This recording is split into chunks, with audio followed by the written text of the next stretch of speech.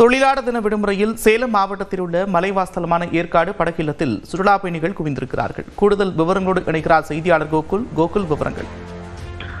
சேலம் மாவட்டத்தில் உள்ள முக்கிய சுற்றுலா தலமாக ஏற்காடு விளங்குகிறது. இந்த ஏற்காட்டிற்கு சேலம் மாவட்டம் மட்டுமல்லாமல் பல்வேறு அண்டை மாவட்டங்களில் இருந்தும் கேரளா, கர்நாடகா உள்ளிட்ட பகுதிகளில் இருந்தும் சுற்றுலா பயணிகள் வந்து செல்வது வழக்கம். குறிப்பாக விடுமுறை தினங்களில் அதிக அளவில் சுற்றுலா பயணிகள் வந்து செல்வார்கள்.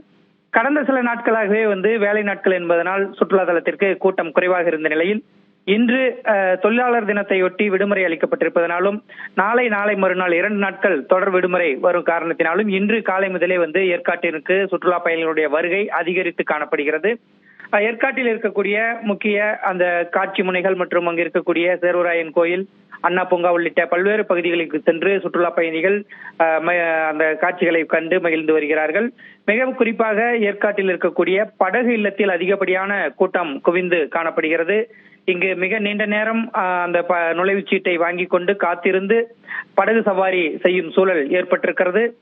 இன்னும் நாளை மறுநாளும் தொடர்ந்து 2 நாட்கள் விடுமுறை இருப்பதனால் தொடர்ந்து இன்னும் சுற்றுலா பயணிகளினுடைய வரத்து அதிகமாக இருக்கும் என எதிர்பார்க்கப்படுகிறது. நன்றி கோகுல் விவரங்களுக்கு.